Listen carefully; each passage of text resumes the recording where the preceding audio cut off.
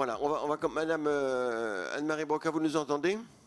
Oui, je vous entends. J'espère que vous m'entendez aussi. Eh ben, on vous entend parfaitement et en plus votre voix vient du plafond, donc c'est très impressionnant. On a l'impression que c'est l'oracle. Théâtral, oui, c'est ça. Donc, donc, ça marche bien. Donc la technique est là, c'est bien. Merci d'avoir accepté notre invitation. Donc on va vous écouter en premier. On a dit que dans ces débats il n'y avait pas beaucoup de femmes, donc Dieu merci vous êtes là. Vous êtes le suivant non plus, mais enfin bon. On va vous écouter sur votre point de vue général sur la recommandation et puis sur deux points particuliers. L'ONDAM, comment vous pensez alors vous êtes au tout début de cette réflexion sur l'ONDAM et puis sur le rôle qu'on vous faire jouer de prospective. Donc on vous écoute. Merci. Je voudrais tout d'abord saluer la qualité des travaux que vous présentez aujourd'hui, sur laquelle vous nous demandez de réagir, et la qualité des contributions diverses que vous avez mobilisées. J'ai noté d'ailleurs de fortes convergences entre vos réflexions et celles qui ont été conduites par le HCAM ces dernières années. Donc dans un premier temps de mon intervention, je voudrais m'exprimer sur votre thématique, celle de la gouvernance, et c'est là que j'évoquerai le rôle du HCAM. Et puis dans un deuxième temps, je dirais quelques mots des travaux du Haut Conseil qui sont engagés sur la régulation du système de santé et en particulier sur la question de la gestion de l'ONDAM. Donc tout d'abord, la question de la gouvernance, et je crois que vous avez raison de souligner que c'est une question aujourd'hui majeure pour que nous soyons capables de traduire dans les faits les transformations profondes qui sont nécessaires dans l'organisation et le fonctionnement de notre système de santé aujourd'hui. Je partage l'analyse selon laquelle on peut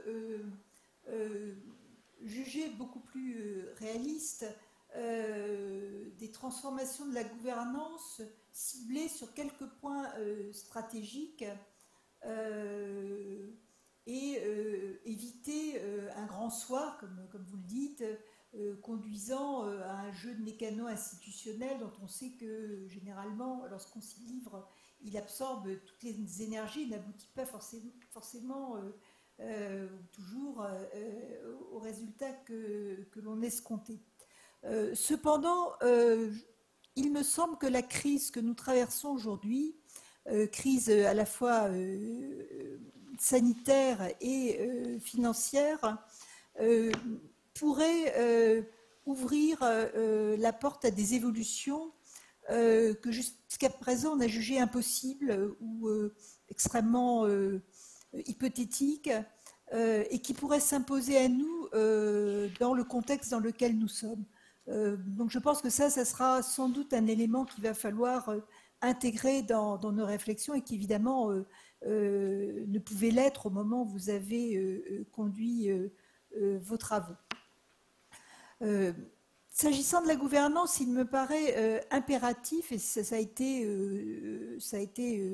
souligné dans des travaux antérieurs du Haut Conseil pour l'avenir de l'assurance maladie, de distinguer plusieurs niveaux dans la gouvernance. Et cette distinction nous fait aujourd'hui, je crois, beaucoup défaut. Un premier niveau, qui est le niveau de la stratégie, sur lequel effectivement il nous faut certainement nous renforcer. Et ce niveau appartient au niveau national, au niveau de l'État en lien avec l'assurance maladie, et c'est là que doivent être définies des priorités sanitaires et sociales. Il n'appartient pas au niveau national, me semble-t-il, d'intervenir directement, comme c'est trop souvent le cas, dans l'action la plus, je dirais, la plus concrètement locale. Un deuxième niveau est extrêmement important, c'est le niveau du pilotage des politiques publiques dans notre champ de la santé. C'est un niveau qui doit s'exercer au niveau régional et de la responsabilité des agences régionales de santé. Et il me semble que à ce niveau, il faut imaginer des alliances nouvelles entre les agences régionales de santé d'une part et les régions et les diverses collectivités territoriales. Il nous faut aussi imaginer un renforcement, une transformation, un renforcement important des compétences exercées au niveau territorial, ce qui suppose de donner un rôle beaucoup plus important et des moyens plus importants aux délégations territoriales des agences régionales de santé, et donner aussi plus de compétences et de moyens aux collectivités territoriales qui interviennent nécessairement et ne peuvent pas se désintéresser, c'est clair, des sujets sanitaires. C'est déjà, je crois, déjà prévu. Le sujet de la santé devrait être un chapitre essentiel des contrats de plan État-région, devrait être un objet essentiel d'une contractualisation au niveau tant régional que local. Et je pense que lorsque l'on imagine une déconcentration, elle suppose d'une certaine manière un double renforcement, un renforcement à la fois du niveau régional et territorial de l'État et de l'assurance maladie, et de l'autre un renforcement du rôle et des moyens et des compétences des collectivités territoriales.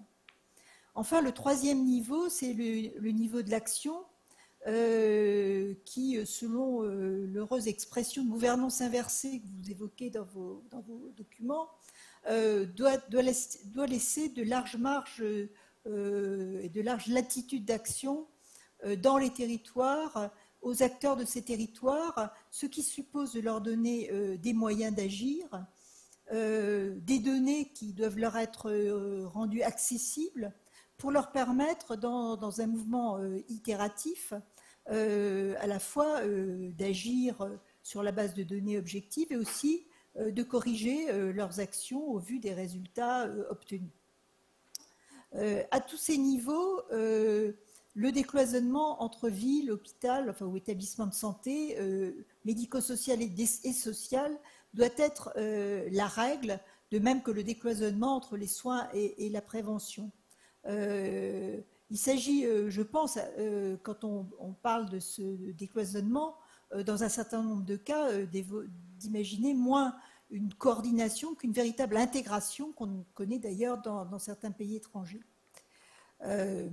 Alors, dans cette vision, un point est essentiel, et ça a été fortement souligné dans les travaux du Haut Conseil et par la plupart des membres du Haut Conseil, c'est la question de l'égalité, qui suppose que même si l'on va vers plus de déconcentration, on veille à une égalité de moyens donnés aux différents territoires, et que l'on veille donc à la préoccupation de rééquilibrage des moyens entre des territoires mieux dotés que d'autres ou des régions mieux dotées que d'autres. Je terminerai sur le rôle du HCAM, à qui vous souhaitez donner un rôle important dans l'éclairage de la stratégie à conduire dans les évolutions du système de santé. Et vous le soulignez vous-même, dans les faits, le HCAM a d'ores et déjà dépassé le rôle qui lui était donné, et qu'indique son intitulé au Conseil pour l'avenir de l'assurance maladie, puisque nos travaux débordent aujourd'hui très largement les questions financières, tant il est vrai qu'on ne peut pas réfléchir au financement sans se poser la question de ce que l'on finance, pourquoi on le finance, et on voit bien qu'aujourd'hui, une question majeure est celle de la transformation de l'organisation du système, la question de l'évolution des ressources humaines dans ce système notamment. J'en viens maintenant à mon deuxième point qui est les travaux à venir du HCAM s'agissant de la régulation et au sein de cette régulation la place de l'ONDAM. C'est un sujet sur lequel le HCAM a été saisi récemment par le gouvernement qui lui demande de faire des propositions à l'horizon du printemps prochain concernant la place de l'ONDAM dans la régulation. Ce sujet de la régulation est d'ores et déjà à l'agenda des travaux du Haut Conseil. Et donc le Haut Conseil inscrira ce travail relatif à l'ONDAM dans sa réflexion plus générale qu'il conduit à penser qu'il s'agit, s'agissant de la régulation du système de santé, d'articuler les trois dimensions de la régulation dans un cadre pluriannuel. Première dimension, la dimension sanitaire, qui est véritablement celle des objectifs qui doivent être assignés à la stratégie dans le domaine de la santé. Dimension économique, qui renvoie à la viabilité des offreurs de soins, des acteurs qui interviennent dans le secteur de la santé. Dimension budgétaire, enfin, puisque bien évidemment il y a un principe de réalité qui est celui des ressources, quel qu'en soit le niveau d'ailleurs, que l'on souhaite consacrer à notre système de santé.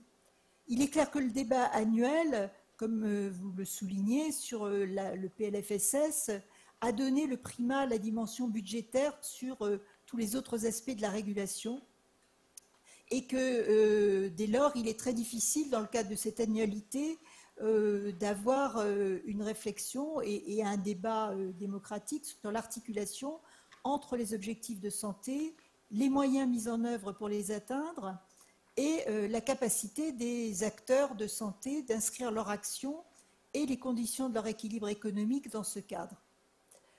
Paradoxalement d'ailleurs, c'est un point que je voudrais évoquer, la discussion se présente chaque année comme la discussion d'une sorte de vaste plan d'économie, alors même que chaque année, des ressources qui sont tout à fait importantes, des ressources nouvelles, sont consacrées à la santé.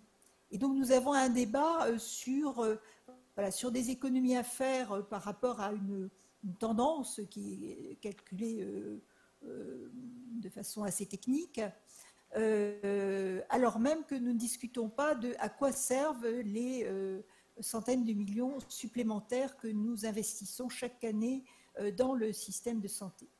Le HCAM, dans les mois qui viennent, va travailler donc sur la façon d'articuler les objectifs de santé à moyen terme et les actions à mettre en œuvre de façon pluriannuelle.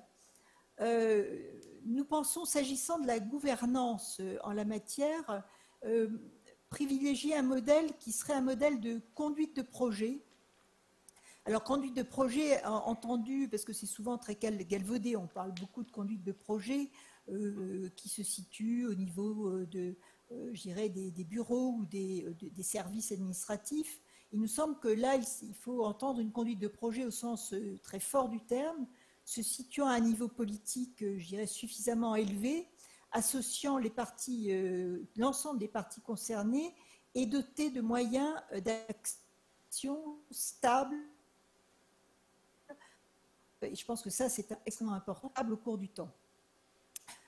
Dans un tel cadre, il nous paraît possible de privilégier une réflexion qui porte davantage sur les contenus des activités à conduire, les volumes de ces activités, ce qui renvoie à la question de la pertinence, permettant de ne plus faire des prix la variable d'ajustement du système.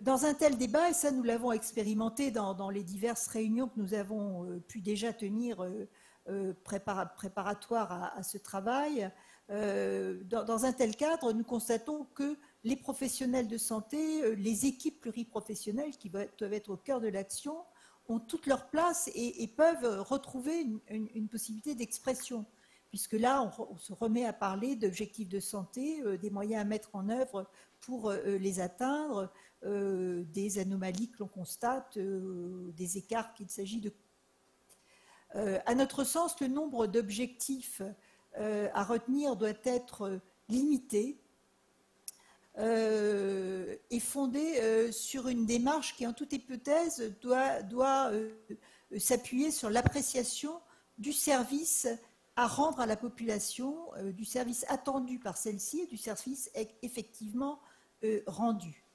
Nous essaierons dans nos travaux de ne pas être trop abstraits et théoriques, et c'est la raison pour laquelle nous tenterons d'aborder de manière illustrative ce que pourrait être une nouvelle démarche, une nouvelle approche sur des champs particuliers. Alors, certes, comme vous le proposez, il est très important de pouvoir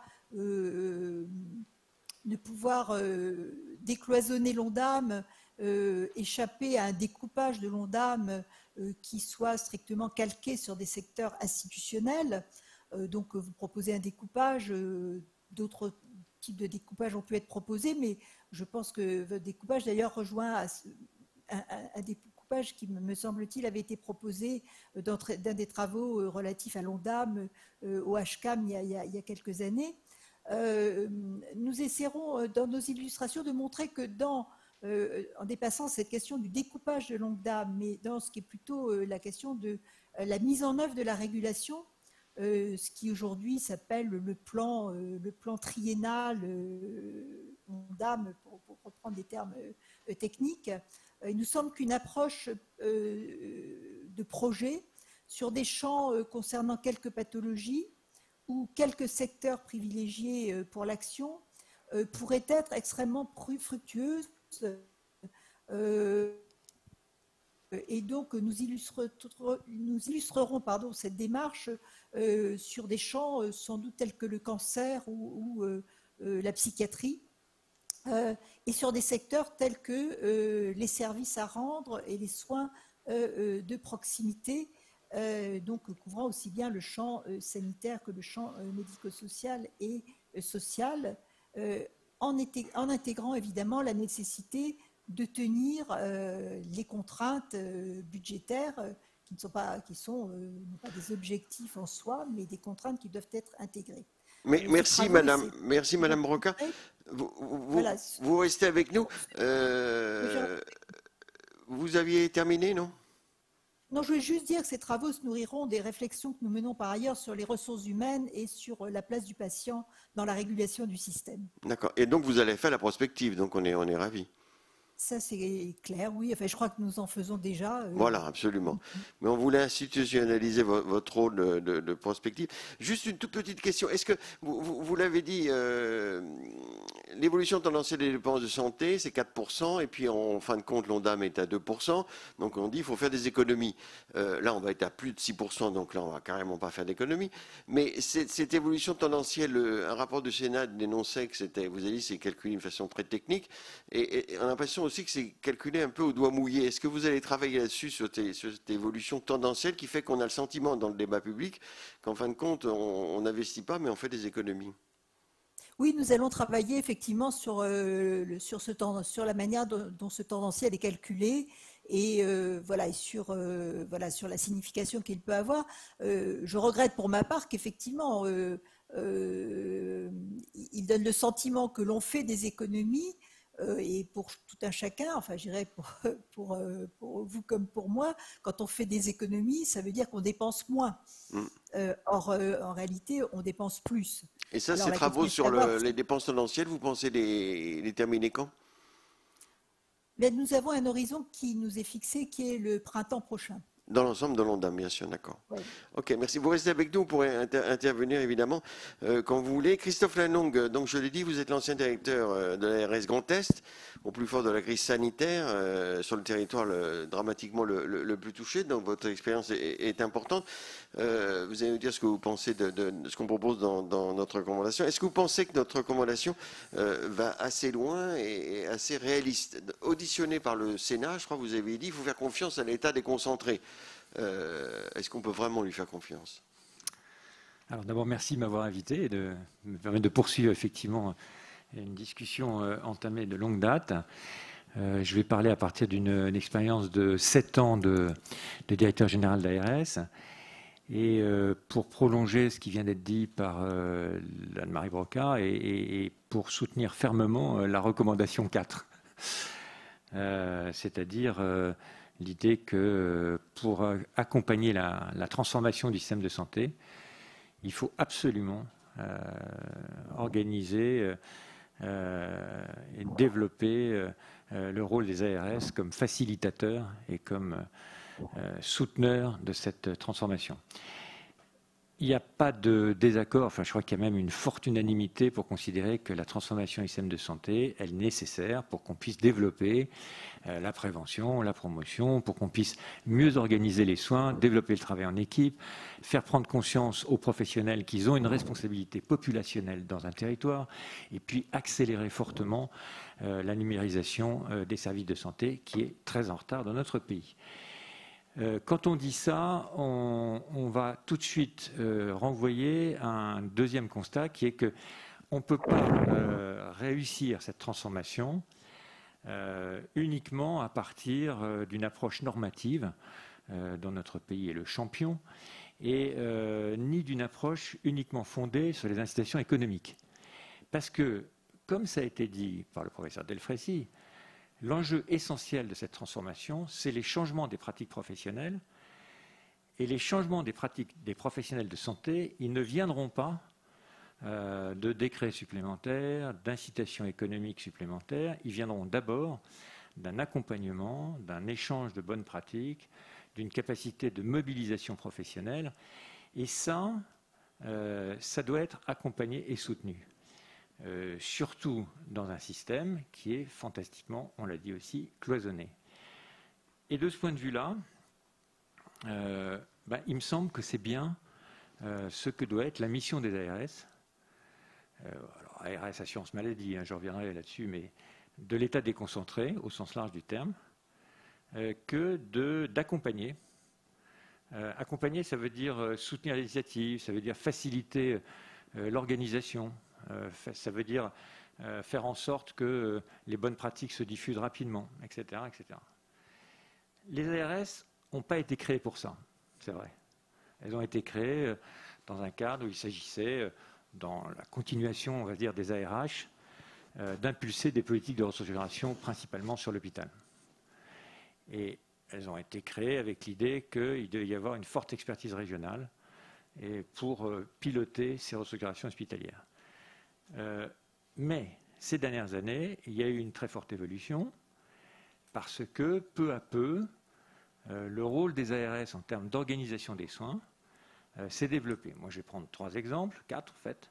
D'abord, la montée en régime des groupements hospitaliers de territoire et donc l'élaboration de projets médicaux partagés.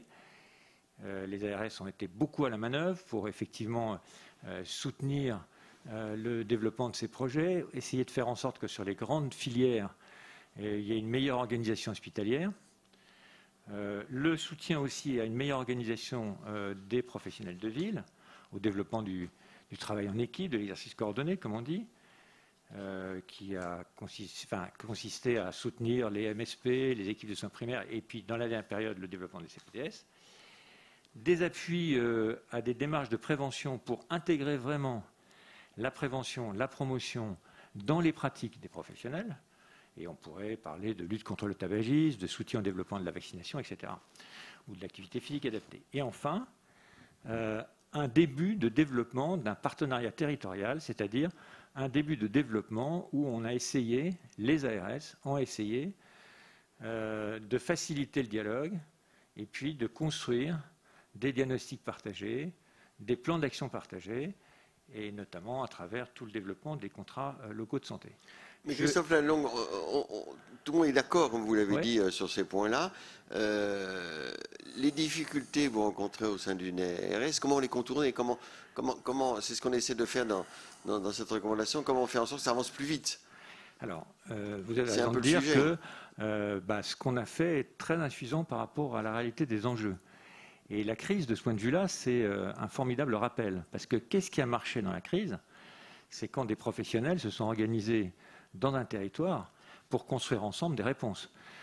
Nous, on a fait passer dans le Grand Est les lits de réanimation de 400 à 1200 parce que dans chaque territoire de santé, il y avait un coordonnateur médical qui a associé hôpitaux publics, hôpitaux privés, et qui a permis de définir une stratégie de développement. Mais je pourrais donner aussi l'exemple d'une application de distribution des masques qui a été construite avec les URPS médecins, pharmaciens, infirmiers. Je pourrais aussi montrer que... mais la question qui se pose, cette souplesse qui est allouée, enfin, qui est formidable, est-ce qu'elle peut perdurer en temps normal ? Ou est-ce que chacun va reprendre ses habitudes, ses inerties, ses corporatismes, ses égos, ses postures? Alors clairement, moi c'est pour ça que je soutiens fermement vos propositions. Je pense qu'il faut faire un énorme effort. Alors moi j'ai essayé de réfléchir à quelques pistes, hein, donc je vais vous les livrer avec une forme de modestie, parce que voilà, c'est un domaine qui, comment dire, il n'y a pas de réponse simple. Mais première piste, d'abord, continuer ce qu'on a commencé à faire et qui va dans la bonne direction. Et je pense particulièrement aux communautés professionnelles et territoires de santé parce que, on l'a vu dans la crise, ces CPTS, elles sont vraiment un cadre de dialogue et d'action partagée sur la prévention, la promotion, l'accès aux soins, l'organisation territoriale. Après, il me paraît absolument essentiel, et ça rejoint les travaux du HCAM et de ce qu'a expliqué Anne-Marie Broca, de créer dans des bassins de vie, dans les territoires de proximité, un cadre de concertation et d'action, c'est-à-dire un endroit où on va trouver les professionnels de ville, l'hôpital, le médico-social, les élus, et où on va travailler ensemble pour mettre en œuvre un certain nombre d'objectifs. Alors, ce serait mieux si ces objectifs ils sont la déclinaison d'objectifs fixés dans une stratégie nationale. Mais en tout état de cause, que dans un cadre de proximité, on décide d'engager des actions pour, alors encore une fois, répondre mieux aux besoins de la population du territoire. Ça suppose que l'ARS joue pleinement son rôle, on va dire, d'animateur territorial, et ça suppose qu'on ait une déconcentration effective. Alors j'ai pris 3 exemples. D'abord la politique d'innovation. Il y a quelque chose qui fait mal au cœur, je le dis très franchement, c'est les difficultés qu'on a eues à mettre en œuvre l'article 51 et à soutenir l'innovation depuis le niveau national, parce que ça montre bien que ce n'est pas depuis Paris qu'on peut soutenir des opérations innovantes. Je pourrais multiplier les exemples où on a mis 2 ans, 3 ans à faire des choses qu'on aurait pu faire en quelques semaines au niveau local. 2 points techniques, mais qui sont pour moi très importants. Il faut que les ARS gèrent les missions d'intérêt général, c'est-à-dire le financement des missions d'intérêt général. Je vais prendre un exemple qui sont les services d'urgence, l'accès aux soins non programmés, ce qu'on appelle les services d'accès aux soins. Ces services d'accès aux soins, ils doivent être pilotés par l'ARS, c'est-à-dire que l'ARS doit recevoir une dotation régionale et mettre en œuvre un cahier des charges et avec les acteurs de l'urgence ou la permanence des soins passer des contrats pour améliorer l'orientation des patients. Autre exemple, je pense que ça a été évoqué, mais on n'est jamais arrivé à ça. Il faut donner aux ARS, et toujours ARS Assurance Maladie, une capacité à peser sur les rémunérations des professionnels de ville.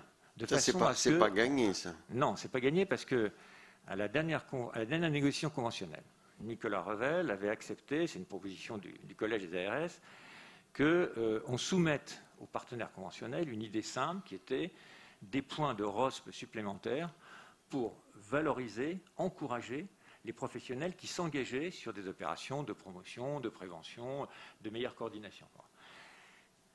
La première réunion, l'ensemble des partenaires conventionnels a demandé que ce point ne soit plus jamais évoqué dans la suite de la discussion. Ça montre qu'effectivement, il y a aussi... une sorte de blocage, on va dire. En tout cas, il y a de fortes réticences, mais je le dis tout de suite, moi je ne suis pas partisan de mettre fin au système conventionnel, mais de créer dans ce système conventionnel des espaces où on pourrait soutenir davantage sur le terrain les professionnels qui s'engagent. Mais Christophe, en 2 mots, parce que le temps tourne, on comprend bien comment une ARS, ayant plus de pouvoir, pourrait plus agir, etc. Mais est-ce que vous pensez que le pouvoir central va le faire? Qu'est-ce qu'il fait? Enfin, aujourd'hui, il aura intérêt, parce que c'est vrai que, surtout avec le Premier ministre qui parle territoire, mais est-ce qu'ils vont faire confiance aux ARS? Oui, parce qu'il y a qu'est-ce qui fera qu'ils feront confiance? Parce que c'est le dernier point que je voulais évoquer. Moi, je suis, comme vous, convaincu qu'il faut faciliter l'engagement des élus. Aujourd'hui, il y a un lien très fort entre le développement territorial et le développement des services de santé. C'est un lien vertueux, c'est-à-dire que plus on améliore les services de santé, plus on développe le territoire. Et plus on développe le territoire, plus on facilite l'arrivée de professionnels, de jeunes professionnels dans le territoire. Bon. Et ce lien vertueux, il correspond aussi à d'immenses progrès potentiels. D'immenses progrès potentiels parce qu'on sait qu'on est le pays où peut-être on fume encore le plus en Europe, on est le pays où on est le plus en retard sur la vaccination HPV, on est le pays où on n'a pas assez développé clairement l'activité physique adaptée, etc. Et sur ces points-là, il y a une prise de conscience des élus, il y a une prise de conscience de la société dans son ensemble, des associations, de tous ceux qui sont les porteurs de ces réflexions, qu'il faut agir. Et c'est cette volonté d'action partagée au niveau territorial qui, à mon avis, s'imposera au niveau central. Mais ça veut dire aussi, comme l'a dit Anne-Marie Brocard, que c'est aussi une question de pilotage du système, de pilotage national. C'est-à-dire que réussir la déconcentration, ce n'est pas simplement donner de l'autonomie, donner des moyens d'action, c'est aussi avoir un vrai pilotage au résultat, c'est-à-dire être capable de fixer des objectifs nationaux, de les décliner, d'avoir un dialogue. Ce qui a, je l'ai dit au Sénat et à l'Assemblée nationale, ce qui a le plus manqué pour nous dans la crise Covid, c'est ce dialogue avec la possibilité pour le niveau national de fixer des objectifs et pour nous de discuter avec le niveau national des conditions de réalisation en associant les professionnels. Donc, si vous voulez, je suis convaincu que c'est les vertus de la crise. La crise, elle nous amène, d'ailleurs ça a été dit par le professeur Delfraissy quand il a parlé des dernières évolutions sur le pilotage de la lutte contre le Covid dans les grandes métropoles. La crise, elle nous amène aussi à constater que voilà, ce qui a été fait dans les territoires, j'ai pris l'exemple volontairement des EHPAD, parce que là je voudrais aussi poursuivre ce qu'a dit le professeur Delfraissy. C'est clair qu'on a été dans une situation extrêmement difficile sur les EHPAD, du fait des cloisonnements très forts entre la médecine de ville, les EHPAD et l'hôpital. Mais quand on a mis les gens autour de la table en disant, bon, alors qu'est-ce qu'on fait? Et que l'un a dit, ben, moi je pourrais peut-être organiser une astreinte médicale, l'autre a dit, ben, moi je pourrais peut-être essayer de faciliter la mise en place d'infirmières de nuit. Le troisième a dit, mais ce qu'il faut, c'est au fond davantage accompagner les patients Covid dans la durée. Bon.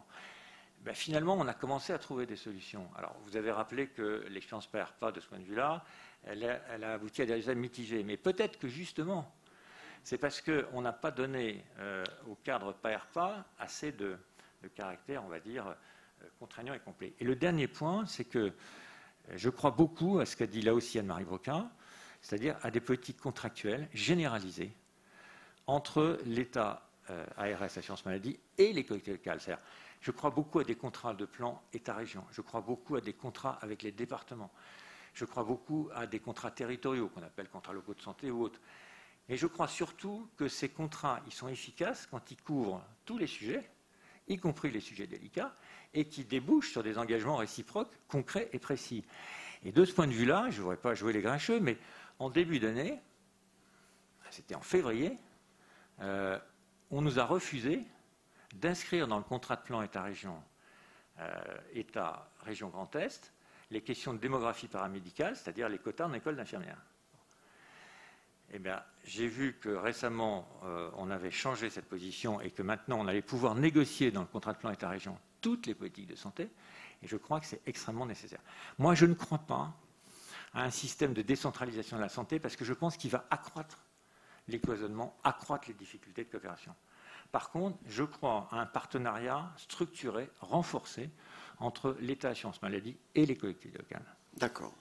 Merci Christophe Lanoncq de cette passion que vous mettez dans l'évolution du système de soins. Messieurs les parlementaires, tout dépend de vous maintenant. C'est vous qui votez la loi, c'est vous qui faites qu'on a tel ou tel président de la République. tel ou tel gouvernement ou presque. Non, mais les mouvements politiques. Jean-Pierre Dor, alors sur notre recommandation, pas simplement vous êtes du Loiret, donc vous êtes deux régionaux de l'étape, hein, Monsieur Jean-Pierre Dor du Loiret et vous de l'Aisne. Jean-Pierre Dor, vous connaissez magnifiquement bien le système de santé, vous êtes cardiologue, vous êtes médecin.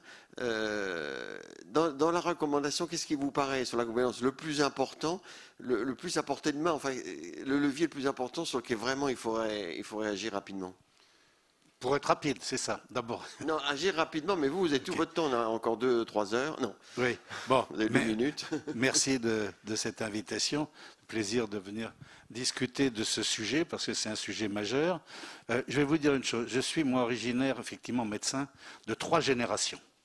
J'ai été heureux de faire ce métier professionnel de santé, à la fois dans le monde hospitalier et dans le monde libéral. Mais depuis quelque temps, on constate un malaise, sinon un mal-être, de la part des jeunes, de la part des soignants, de la part des médecins libéraux et de la part de tous les professionnels de santé, un malaise et mal-être. Alors ça, c'est difficile à avaler, c'est difficile à accepter, et c'est pour cela qu'on voudrait essayer un petit peu de rénover ce système. Alors, le directeur de l'ARS, ici présent, que j'ai eu l'occasion de connaître, parle de l'ARS. Je crois qu'effectivement, il faut maintenant arriver à réformer, parce qu'il y en a un besoin. La crise du Covid a montré une chose certaine, c'est effectivement, le professeur Delfrécy l'a dit, a montré la solidité, finalement, des professionnels de santé. Ils n'ont pas abandonné. Ils ont au contraire fait un travail extraordinaire. Moi, je l'ai vécu sur mon territoire puisque j'ai participé aussi au service hospitalier à ce moment-là, dans les semaines du mois d'avril-mai. Donc, on a vu que tous les personnels ont sué pour arriver à essayer de sauvegarder le maximum de personnes.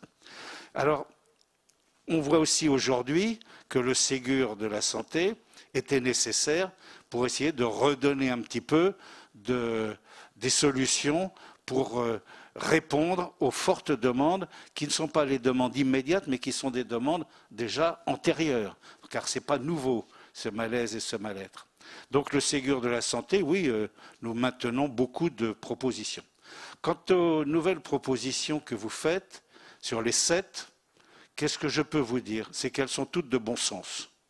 On ne peut que les accepter et essayer de les faire adopter, car c'est cela qui est demandé. Alors j'ai quelques points, je souhaiterais dire quelques points à propos de l'ARS.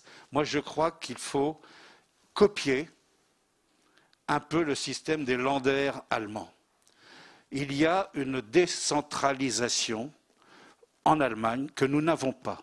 Nous sommes trop rigides, nous sommes trop structurés, hyper administrés, et je pense qu'effectivement, le directeur l'a dit, il faut plus de souplesse. Aujourd'hui, qu'est-ce qu'on a vu sur le plan local? Moi, j'ai été convié chaque semaine par le préfet de région, avec les principaux maires, les conseillers départementaux, les représentants du département, représentants de la région, pour débattre auprès du directeur de l'ARS des statistiques. Mais c'était que les statistiques, malheureusement, de morbidité, etc. Mais pas de projet. Mais le préfet a pris cette responsabilité. D'ailleurs, c'était l'ordre du Premier ministre de rapprocher les préfets des élus locaux. Donc, très bien. Donc, ce que l'on peut demander, monsieur le directeur, c'est qu'il y ait un peu plus de pénétration des élus locaux ou des élus nationaux à l'intérieur des ARS. C'est-à-dire qu'il y ait un partenariat, pas un partenariat, mais qu'il y ait une écoute, un travail en commun. Ce n'est pas le contrat local de santé qui peut répondre à cela. C'est véritablement une gouvernance au niveau des ARS qui soit donc décentralisée avec avec le partenariat avec les élus nationaux, départementaux. Cela va dans le sens qu'a dit le professeur Delfrécy tout à l'heure sur le médico-social. Vous avez dû lire toutes et tous la déclaration du président des départements il y a quelques jours, Dominique Bussereau, en disant qu'il fallait effectivement séparer le médico-social, en fait, et le donner ou le transmettre au département, puisque c'est le département qui est responsable, et financièrement, et comment dirais-je, de la nomination des directeurs ou des médecins au niveau des EHPAD, donc donner un peu plus de pouvoir au département et séparer l'ARS. Ça a provoqué quelques vives réactions de certains professionnels. Ah oui, mais il faut essayer de... Je pense que c'est une des solutions. D'ailleurs, le professeur Delfrécy en a parlé. Je voudrais également évoquer le problème des finances. Bon, moi, je crois mon collègue fait partie, comme moi, du Haut Conseil du financement de la protection sociale, au niveau de l'ONDAM et au niveau du FIR. Le FIR, c'est le fonds d'intervention régionale qui est vraiment très réduit, qui est une manne qui est donnée aux ARS pour pouvoir financer certains sujets dans les hôpitaux, dans les cliniques, dans la médecine libérale. Mais c'est très faible. Lors du rapport Fourcade, il y a quand même quelques années, sur l'évaluation de la loi HPST et donc des ARS, c'était de dire qu'il fallait qu'il y ait une fongibilité des enveloppes de façon à avoir plus de possibilités pour les ARS d'avoir plus de financement. Et peut-être même, pourquoi pas, et il le disait, on le disait dans les conclusions, évoluer vers les ORDAM, c'est-à-dire vers une régionalisation des budgets de l'assurance maladie. Donc ce sont des discussions qui doivent avoir lieu. Je ne sais pas si Mme Broca le fera sur le plan de l'étude sur les ONDAM, mais c'est quelque chose à étudier. Le FIR devrait pouvoir s'être transformé en ORDAM. Ce serait probablement plus simple. Alors, l'autre point de finance qui a été débattu au Conseil, toi je crois que tu as eu le même rapport que moi, c'est que les... On espère. Comment ? On espère qu'il y a eu le même rapport que vous, sinon... Au niveau de l'ONDAM, il faut savoir que c'est les recettes et les dépenses, avec une évolution annuelle en pourcentage. Pourquoi ne pas rapprocher l'ONDAM, tout au moins dans la partie recettes, du projet de loi de finances publique, du budget de l'État?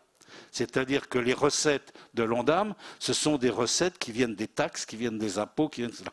Donc rapprocher cela du PLF, projet de loi de finances, ça peut être une des solutions. Et de garder simplement les dépenses d'assurance maladie à la disposition de la Caisse nationale d'assurance maladie et donc du ministère. Ce sont des propositions qui peuvent être faites au niveau de votre proposition de rénovation de l'ONDAM. Sinon, pour le reste, oui, je crois qu'il faut qu'on aille vers la décentralisation. Pourquoi le directeur de l'ARS n'est pas plus proche du président de la région? C'est ce qu'a dit Mme Pécresse, d'ailleurs. Oui, Mme Pécresse, ça veut la présidence. Oui, mais moi, je ne demande pas la présidence. On demande à ce qu'il y ait une implication des politiques régionaux et départementaux à l'intérieur des ARS. Il faut sûrement trouver quelque chose. De façon un petit peu à couper éventuellement les ponts entre l'État qui sera le garant de la politique de santé, et les régions, donc les ARS, qui seront les gérants de la santé sur le plan local ou régional. Voilà des petites idées. Merci beaucoup. Madame Broca, vous nous entendez? J'entends parfaitement. Est-ce que l'ORDAM va faire partie de vos réflexions sur l'ONDAM? Oui, bien sûr, ça sera un des points qui sera examiné, même si le HCAM s'est déjà prononcé il y a quelques années. Alors, pas en faveur du tout de la création d'ORDAM au sens plein du terme, c'est-à-dire qu'il suppose un découpage de l'ONDAM en autant d'objectifs régionaux. Alors, pour une raison, je vais évacuer, il y a des raisons techniques qui peuvent être mises en avant, bon, mais surtout parce que si on va au bout de l'idée, eh bien, on arrive à une idée qu'il faudrait régionaliser le financement, enfin, c'est-à-dire que soit avoir régionaliser le financement au sens d'avoir des recettes votées dans chaque région pour financer cet ORDAM, et le cas échéant, avoir des tarifs des professionnels et des établissements qui soient régionaux. Et donc ça, je pense qu'au sein du HCAM, enfin tout le monde, enfin il y a une position écartée, elle est tout à fait en faveur d'une augmentation extrêmement significative de ce qui est aujourd'hui appelé le FIR, et donc d'une augmentation extrêmement importante de la part de l'ONDAM, qui aurait une dimension régionale ou territorialisée, et avec beaucoup plus de latitude laissée dans l'usage des fonds par les autorités régionales notamment, c'est-à-dire un abandon d'un fléchage quasi systématique de ces dépenses. D'accord, mais merci beaucoup. Yves de Digny, vous aussi, vous connaissez parfaitement bien le système de santé. Je l'ai dit, vous êtes vice-président de la Commission des affaires sociales du Sénat. Vous n'êtes pas médecin, donc ça vous donne un avantage. Vous êtes professeur, un professeur de mathématiques, je crois, hein, c'est ça. Donc vous savez compter. Quel est votre point de vue sur tout ce débat, en fait, sur la recommandation? Vous pouvez retirer le masque pour parler. Ça fait du bien, hein.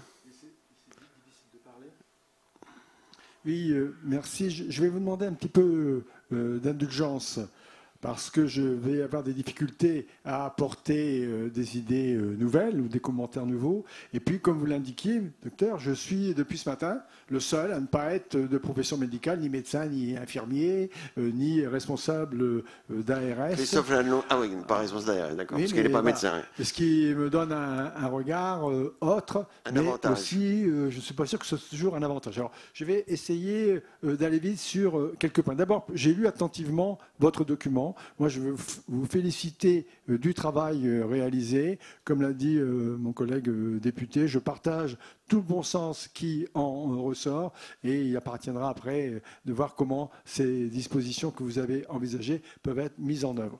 Deux observations. La première sur le Covid, qui a montré à la fois les forces et les faiblesses de notre système de santé. Et moi, j'en tire un enseignement. C'est ce que nous ont dit nos collègues qui sont allés reprendre le travail pendant cette période.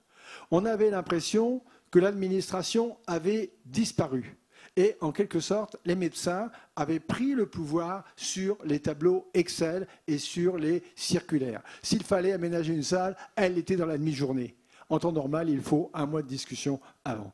Alors, cette notion donc, de pouvoir administratif, de rapport donc, aux médecins, je rappelle que ça remonte à la loi HPSC Roselyne Bachelot, donc, qui a écarter d'une certaine façon les médecins du pouvoir à l'hôpital est un sujet d'actualité. Il ne faudrait pas que l'on revienne après le Covid à la situation antérieure, même si bien sûr il est nécessaire d'avoir une administration. Deuxième remarque que je voudrais faire, c'est qu'on ne peut pas parler d'organisation sans, à mon sens, réfléchir à l'histoire de la médecine en France. Alors on n'est pas obligé de remonter jusqu'à Gustave Flaubert, Madame Bovary et les officiers de santé, et encore que ce débat, aujourd'hui, de la médecine libérale, après donc charte de la médecine libérale 1927, reste dans la société et chez les médecins. Et j'ai noté qu'avait été créé récemment l'UFML, Union française des médecins de médecins pour la médecine libre, ce qui prouve que ce sujet n'a pas été du tout vidé de son sens. Et dans un système où il y a une part de libéral, il y a une part de salariés, mais où le financement aux 3/4 est un financement social par l'assurance maladie, 13% par les complémentaires. Le paradoxe donc des dépenses libérales et des recettes sociales est un paradoxe qui demeure, qui doit être interrogé. On ne va pas modifier évidemment ces grands équilibres demain, mais cela continue d'être un sujet de réflexion. Quelques remarques sur l'ONDAM. Alors je vais essayer d'éviter les redites. Deux collègues du Sénat, Catherine Deroche et René-Paul Savary de la Marne, ont produit un rapport très intéressant qui est cité dans la RAMCO, que vous avez cité à plusieurs reprises. Alors, je vais très rapidement en souligner 4 points. Le premier, il a déjà été, mais franchement, c'est l'histoire du tendanciel. Alors, tendanciel à 4,5%. Personne parmi les parlementaires, en tout cas pas moi, ne sait comment est calculé ce taux de 4 et 4,5%. Et on arrive à cette histoire de fou, où l'on dit on avait comme dépense 100 cette année. Le tendanciel, ça donnerait une dépense 104. on ne va dépenser que 102, donc on a fait 2 d'économies. Ben, si vous faites comme ça chez vous avec votre argent personnel, vous allez avoir quelques difficultés. C'est compréhensible par les parlementaires parce qu'on a appris le système, c'est absolument incompréhensible par le citoyen moyen. Et là, franchement, il y a certainement quelque chose qui doit être revu. D'autant plus que les économies, quelquefois, elles sont réelles, quelquefois, elles sont factices, lorsqu'il s'agit, par exemple, de transfert d'un financier à un autre. Le deuxième élément que je voudrais faire ressortir, c'est étayer les hypothèses de construction de l'Ondam pluriannuel. Nous avons besoin, cela a été dit par plus compétents que moi, d'une vision prospective. Et actuellement, les lois de finances, elles sont annuelles pour la France.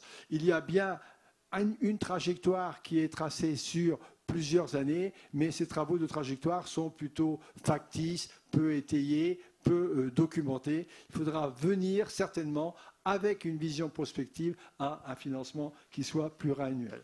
Et mes collègues avaient fait une proposition qui était celle de déconnecter les investissements hospitaliers, immobiliers des tarifs.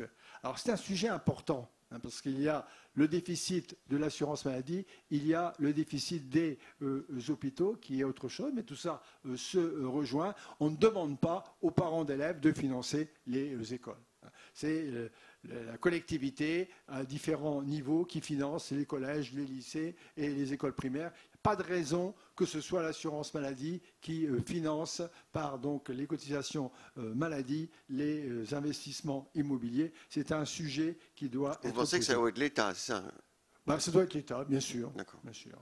Et puis le dernier point, c'est l'introduction qui a été abordée par mes collègues du principe d'un ORDAM, donc d'objectifs régionaux de dépenses d'assurance maladie, avec beaucoup de prudence. Mes collègues ont parlé d'un ORDAM indicatif comme outil de suivi dans le temps et d'aide à la décision dans un objectif de réduction des inégalités territoriales, mais avec beaucoup de précautions, parce que les études qui ont été menées indiquent que la mise en œuvre est compliquée, et qu'elle pourrait aboutir à des résultats inverses à ce qui est recherché, c'est-à-dire à accentuer les inégalités entre les territoires qui ont des moyens et ceux qui n'en ont pas. Et si vous me donnez 2 minutes, je fais 4 points très vite par rapport à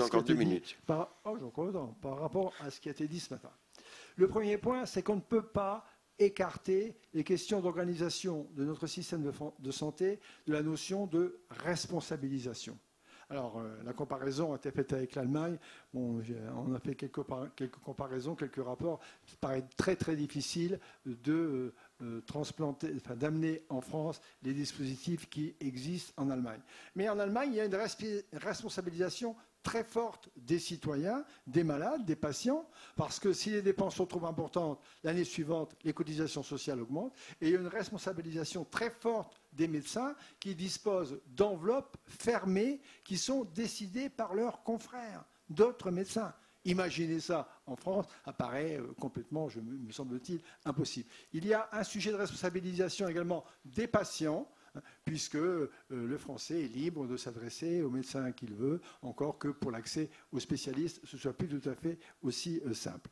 Le deuxième sujet dans l'organisation, c'est que dans le département rural que j'habite, l'Aisne, le couple préfet-délégué départemental de l'ARS a bien fonctionné. Alors, je le dis, nous disons les politiques souvent beaucoup de mal des ARS, c'est certainement souvent justifié. Sur cette crise du Covid, dans un département où il n'y a pas de CHU, il n'y a pas de grands hôpitaux, les réunions hebdomadaires qui se déroulaient sous la double responsabilité d'abord du préfet et ensuite du délégué départemental ARS ont été des réunions d'information, de préparation à la décision, qui ont permis à l'ensemble des élus d'être bien informés, je voulais le dire.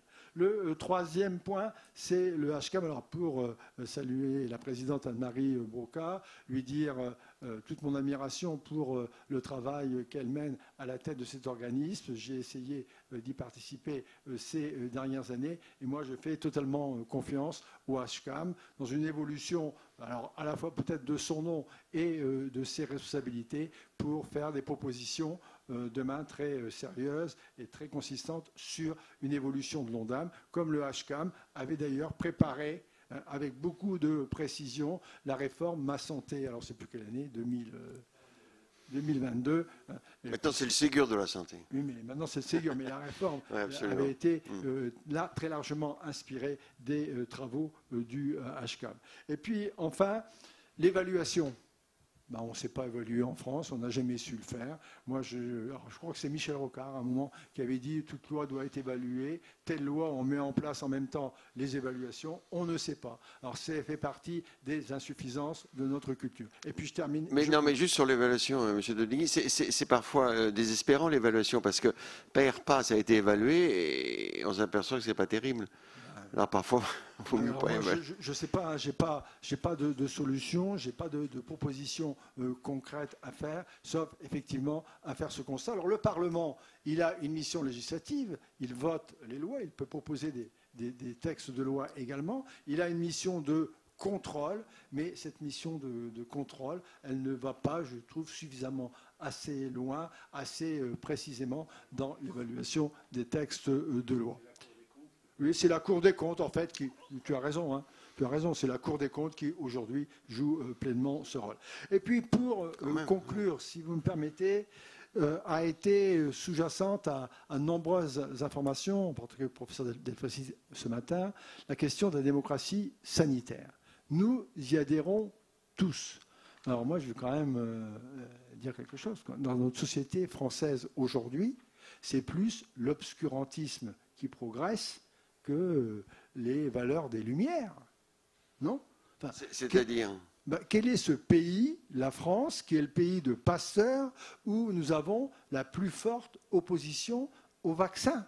C'est le débat public, oui, qui est difficile. Le vaccin qui n'existe pas encore, on a 20% des Français qui disent « je ne me ferai pas vacciner, je suis contre ». Je connais des médecins qui eux-mêmes n'ont pas fait vacciner leur enfant et sont contre les vaccins. Alors, le débat qui s'est instauré entre les scientifiques, les professeurs, qui quelquefois se heurtent avec assez de violence à la télévision, n'aide en rien, mais je crois qu'il est très dangereux pour l'évolution de la société que ce ne soit plus la raison qui guide la réflexion, qui guide les actions, mais que ce soit des croyances et que ce soit des mouvements qui, aujourd'hui, sont des mouvements qui relèvent de l'obscurantisme. Alors, la démocratie sanitaire, oui, mais il faut beaucoup de pédagogie, il faut sans cesse répéter. Nous en avons besoin, je pense, dans une société qui est fragmentée et fragilisée.